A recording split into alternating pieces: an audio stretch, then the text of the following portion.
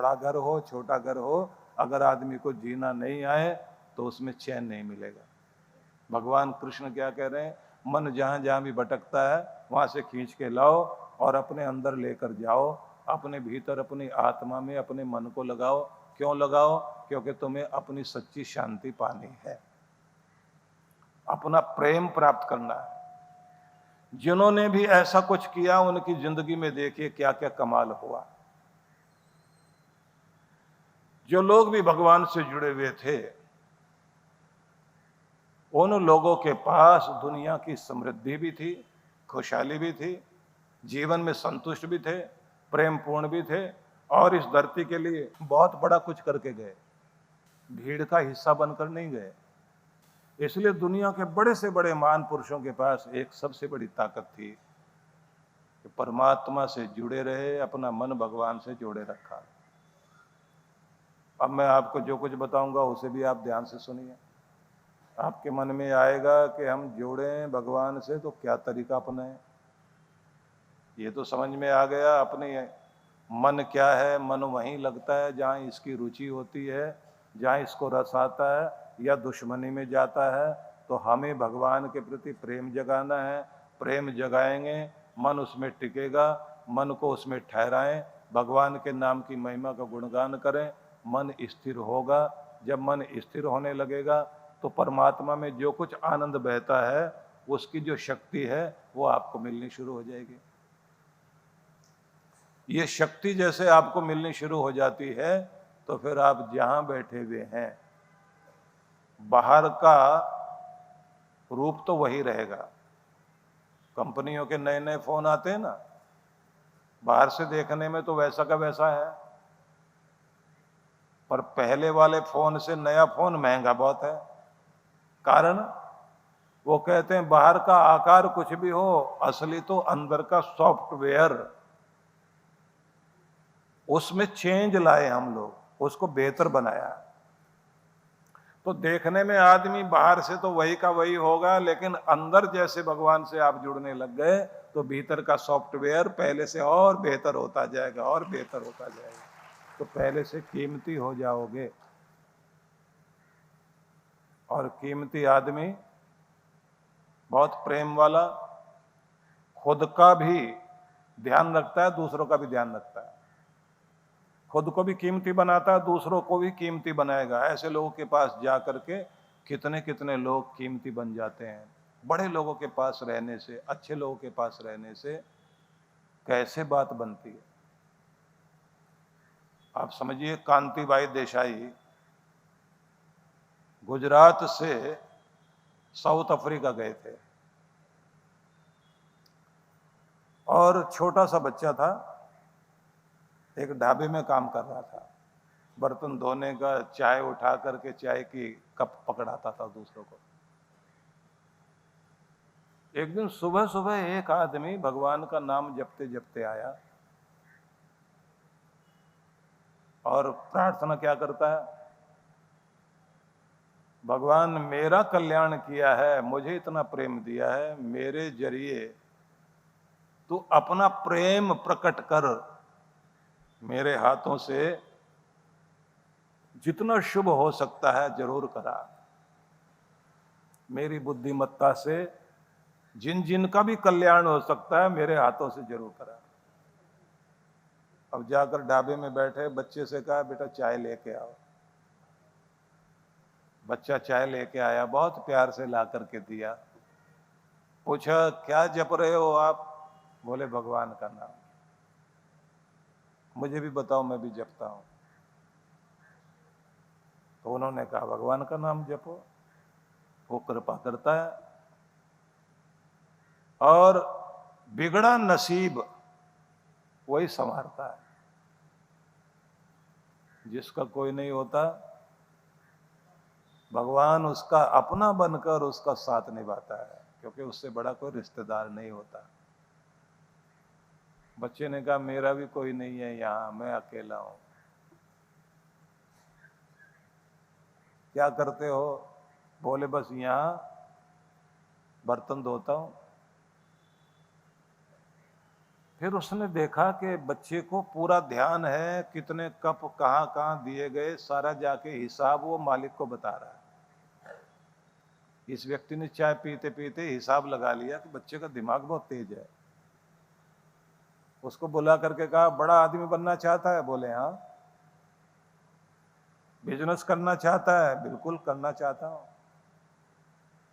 तो फिर मैं कुछ पैसे उधार दे रहा हूं तुमको, मेरे पैसे लौटाने तुमने। तो कुछ पैसे दिए उस बच्चे को, बुला करके कहा कि यहां से मार्केट में जाना, मार्केट का नाम बताया, वहां से तांबे के तार मिलेंगे और वो तार ले जाकर इस जंगल में सीधे ऐसे ऐसे चले जाना, वहां आदिवासियों के कबीले हैं, तुम उनकी भाषा नहीं जानते, ये तार उनकी तरफ हिला देना ऐसे ऐसे करके, तो वो तार तुम्हारे ले लेंगे और बदले में हाथी के दांत और कीमती चीजें तुम्हें देंगे, उनको लेके आना और बड़ी मार्केट में इस दुकान पे ले जाके अपने तार रख देना, वो अपने सामान तार के बदले जो मिलेगा उसको वहां देना, ऐसे तुम्हारे पास पैसे आने लग जाएंगे, बिजनेस आ जाएगा तुम्हें।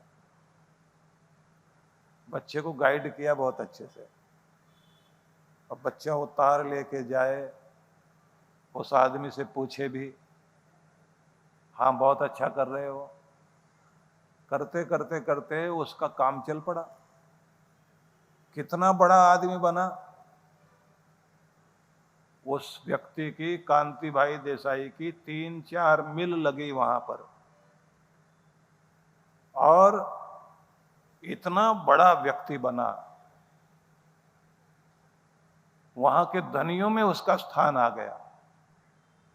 अब उसके मन में आया कि परमात्मा ने दिया तो है, अब उसका लौटाना भी है, तो भगवान के दिए को भगवान की राह में लगाना। तो कितने सारे स्कूल, गुरुकुल, कॉलेज और कितनी धर्मशालाएं भारत में बनवानी शुरू की। हमारे एक बहुत प्यारे सज्जन हैं जो मस्कट में रहते हैं, सुरेंद्र भाई, तो मैंने ये बात जब सुनाई थी तो उन्होंने कहा मुझे आके, मैं भी उनके स्कूल में, गुरुकुल में पढ़ा हूं, और उन्हीं के कारण उनका भी इतना बड़ा कारोबार है, 1 किलोमीटर लंबी फैक्ट्री है मस्कट में। अब आप जरा सोच के देखिए, वो आदमी कौन था जो भगवान का नाम जपते जपते आया और उसके मन में आया कि मैं अपने टैलेंट से अपने आप को तो ऊपर उठा रहा हूं, लेकिन अगर किसी का भला कर सकता हूं, किसी को बिजनेस सिखा दूं, किसी को जीना सिखा दूं, तो मुझे भी तसल्ली होगी, मैं भी कुछ करके जा रहा हूं दुनिया में। भगवान की भक्ति ने एक ढाबे में काम करने वाले बच्चे को करोड़पति नहीं, अरबपति बना के खड़ा कर दिया, इतना बड़ा। तो ये भगवान का नाम कितना कमाल करता है, कैसे हृदय में भावना लाता है और कैसे फिर दूसरों का भी कल्याण करता है, ये साधारण चीज नहीं है। इसलिए भक्ति करो भी सही, भक्ति के साथ सेवा भी करो, शुभ चिंतक बनो। हाँ, कुछ ऐसे लोग होते हैं जिनको दूसरे का शुभ देखते ही चिंता होने लग जाती है, ऐसे शुभ चिंतक भी दिखाई देते हैं ना, किसी का शुभ दिखाई दे तो उनको बड़ी चिंता होती है कि इसका भला नहीं होना चाहिए। शुभ चिंतक वो है जिसको दूसरों का भला देख करके खुशी हो और मंगल कामना करे, भगवान सबका भला करना। ऐसा करने का परिणाम आपका भला अपने आप होने लग जाता है।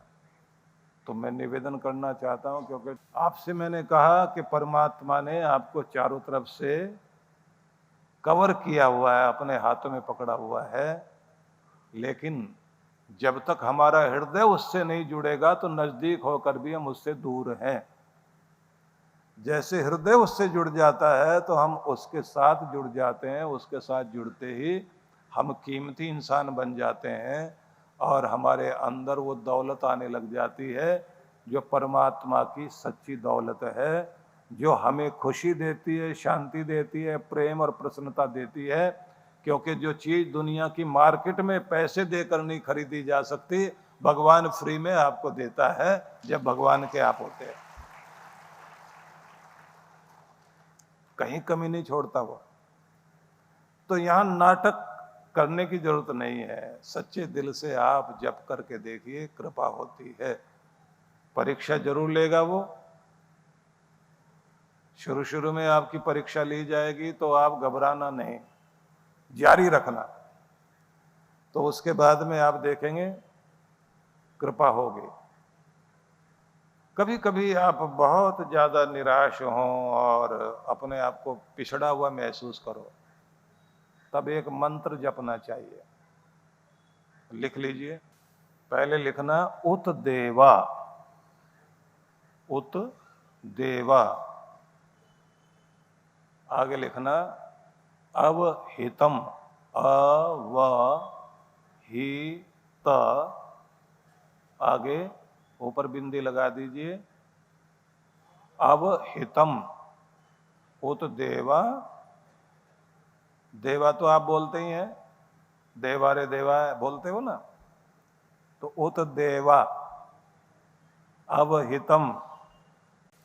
फिर आगे देवा लिखो, उत देवा अवहितम, फिर देवा, फिर आगे उन्नय, ओ आधा न, फिर पूरा न, फिर य, उन्नय, फिर था, उन्नय था, उन्नय था, पुनः, पु न, और आगे दो विसर्ग लगा दें, दो बिंदे लगा दें।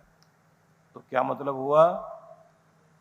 उत देवा अवहितम, हे मेरे देव, अगर मैं कभी नीचे गिर जाऊं, हे देव, उन्नय था पुनः, मुझे फिर से ऊपर उठा, मुझे फिर से ऊपर उठा, मुझे फिर से ऊपर उठा। अगर मैं पिछड़ गया हूं, मुझे आगे ला। मैं गरीब हो गया हूं, मुझे फिर से अमीरी दे। मैं कमजोर पड़ गया हूं, तो मुझे फिर से ताकत दे। मेरा मान कम हो गया है, मेरे मान को फिर से तू ऊपर उठा। मैं तेरी शरण में हूं। तो मंत्र क्या हुआ? उत देवा अवहितम, देवा उन्नयथा पुनः। ठीक है, ये मंत्र बोलकर प्रार्थना करके देखना, बात बननी शुरू हो जाएगी। इसलिए आखिर में आपको मंत्र बताया। अब ये कहेंगे आप, ये मंत्र कहाँ का है? अब ये मंत्र कहाँ का वो बताता हूं। जो आपके वेद है ना, सबसे बड़े मंत्र और सबसे बड़ी शक्ति मंत्रों की जहां पर है, वह है वेदों में। तो ये अथर्ववेद का मंत्र है।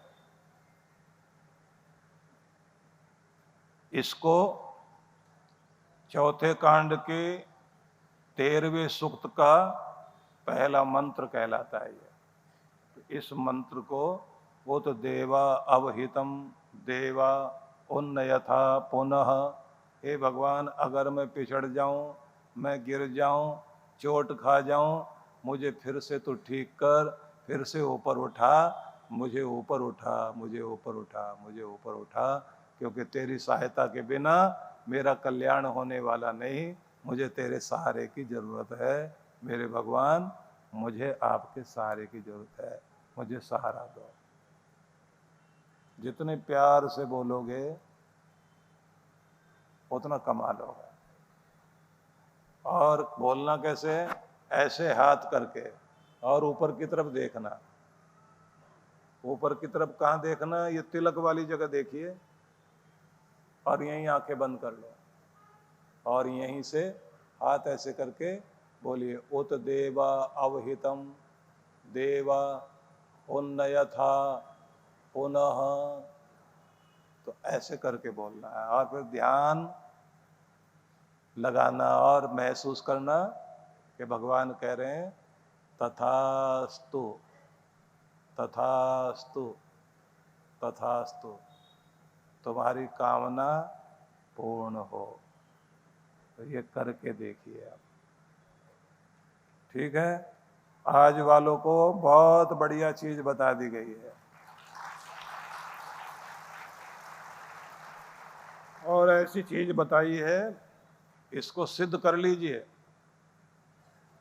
क्योंकि किसी के पास जाकर आप कोई एक काम बना के आ जाओगे, अगले दिन दूसरा काम बिगड़ जाएगा, फिर जाओगे, फिर तीसरी बार जाओगे, कितनी बार जाओगे? यहाँ तो रोज ही समस्या है।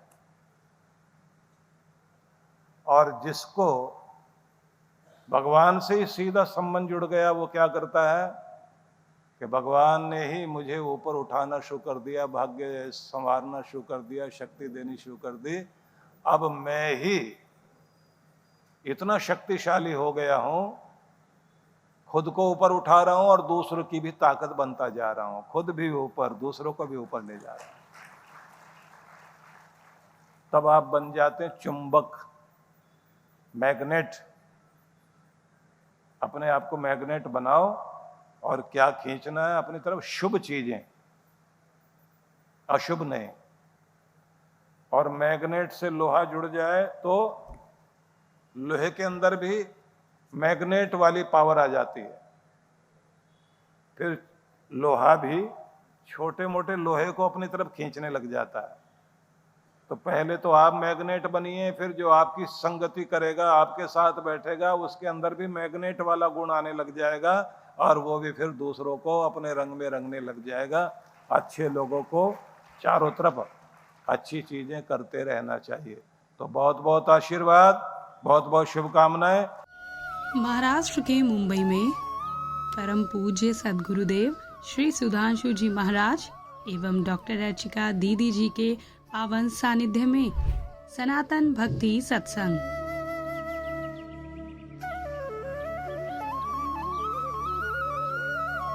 दिनांक 22 से 26 जनवरी 2026।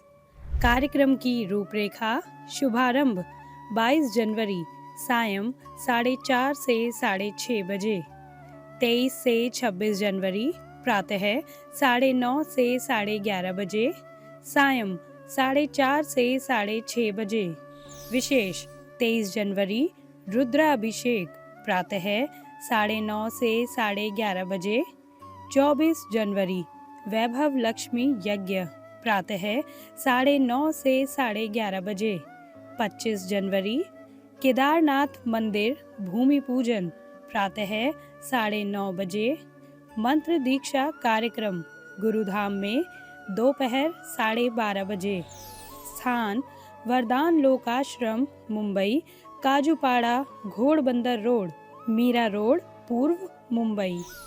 आयोजक विश्व जागृति मिशन, वरदान लोक आश्रम, मुंबई। संपर्क सूत्र। आप सपरिवार सादर आमंत्रित हैं। भगवान शिव एवं सद्गुरुदेव श्री सुधांशु जी महाराज के आशीर्वाद से विख्यात आध्यात्मिक एवं ध्यान गुरु डॉक्टर अर्चिका दीदी के पावन सानिध्य में कैलाश मानसरोवर यात्रा 2026 में भाग लेकर परिष्कृत करें अपनी तपस्या को। यह पावन यात्रा प्रत्येक वर्ष की तरह इस वर्ष भी होने जा रही है। वर्ष 2017 की तरह 2025 में भी कैलाश यात्रा में दीदी जी के साथ गए सभी साधकों को साक्षात भगवान भोलेनाथ के दर्शन प्राप्त हुए। कार्यक्रम की रूपरेखा। बस यात्रा 15 से 28 जून 2026, हवाई यात्रा 16 से 25 जून 2026। अधिक जानकारी के लिए हमें इन नंबर्स पर संपर्क करें।